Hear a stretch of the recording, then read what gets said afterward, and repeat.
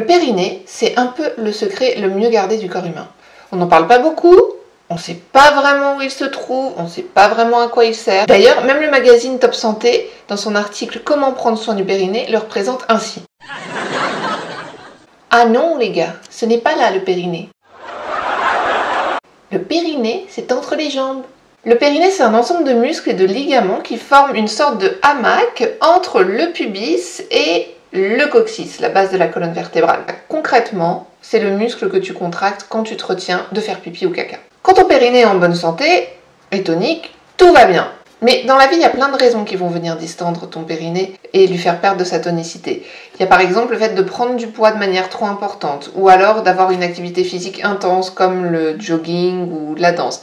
Il y a aussi l'âge, il y a aussi le fait d'être constipé chroniquement, et il y a surtout le fait d'avoir été enceinte et d'avoir accouché. Et quand ton périnée se ramollit, ça se complique. D'abord parce que c'est le périnée qui sert à prévenir les fuites urinaires. Donc, s'il manque de tonicité, tu peux te faire pipi dessus quand tu ris trop fort, quand tu tousses, quand tu éternues ou quand tu fais un effort physique important.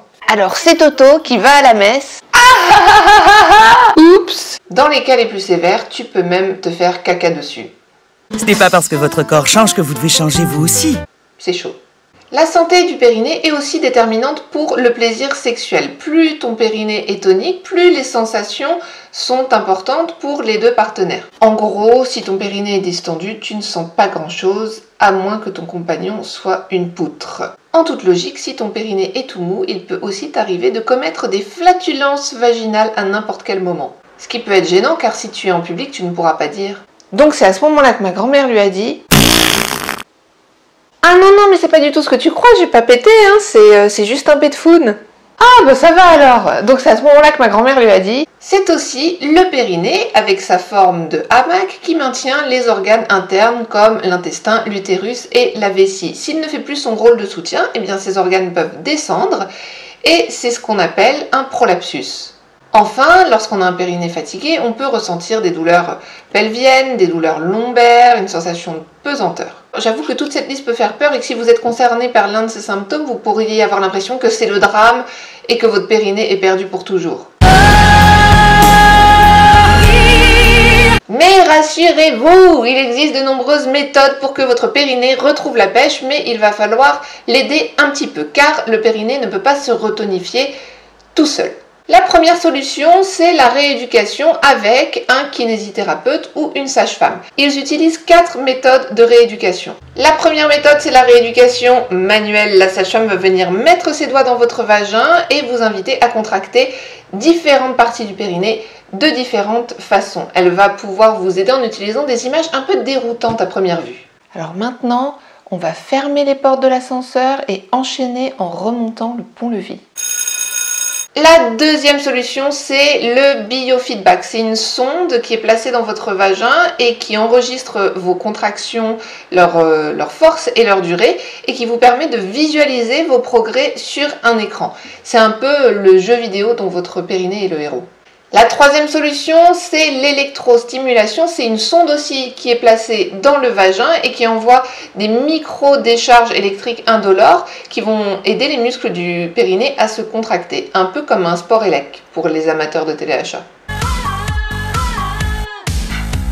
Quatrième solution, c'est le tonis. C'est pour celles qui ne sont pas amatrices de doigts dans le vagin. C'est une solution où le praticien ne va pas vous toucher dans votre intimité, mais va vous proposer au contraire d'adopter des postures dans différentes positions, que ce soit debout, allongé, sur un ballon, pour vous permettre de retonifier votre périnée, de sentir son rôle dans l'axe du corps et dans la mobilité du bassin.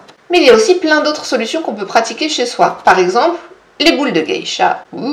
Ce sont 1 ou 2 boules qui sont lestées d'un poids, on les introduit dans le vagin et à chaque mouvement, la boule va vibrer et ainsi permettre aux muscles du périnée de se contracter. Donc en gros, vous faites rien, vous êtes en train de marcher avec vos boules de geisha dans le vagin et ça retonifie. Il y a aussi les cônes vaginaux ou haltères du slip. En fait, c'est des sortes de mini tampons périodiques qui sont aussi lestés d'un poids et qu'on introduit dans le vagin.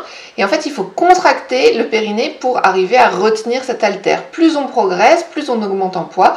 C'est vraiment comme la salle de gym, quoi. Il y a aussi les appareils connectés pour le périnée. En fait, c'est une sonde vaginale connectée par Bluetooth et qui vous permet de suivre sur smartphone ou tablette vos progressions en termes de périnée. Vous ne regarderez plus jamais les femmes concentrées sur leur smartphone de la même manière. Il y a aussi la méthode Pilates qui permet de se retonifier en utilisant des postures, des exercices de respiration, de contraction et d'étirement. Et il y a évidemment le yoga et notamment ma vidéo sur le périnée. Il y a aussi la méthode dite de Kegel. Ça consiste en fait tout simplement à contracter et relâcher le périnée pendant quelques secondes, plusieurs fois par jour. En fait, ce qui est pratique, c'est que vous pouvez le faire n'importe quand vous buvez votre café, quand vous attendez le bus, quand vous êtes au téléphone. En fait, chaque fois que vous vous ennuyez, vous pouvez faire des petites contractions de périnée. Et c'est à ce moment-là qu'il m'a dit, Gertrude, est-ce que tu as déjà remarqué que les kiwis sont moins chers chez Auchan ? En revanche, avec toutes ces méthodes, il n'y a pas de secret, c'est la régularité qui paie, puisque une fois qu'ils sont retonifiés, les muscles du périnée ont besoin d'être entretenus pour garder leur tonicité. Vous savez donc ce qu'il vous reste à faire.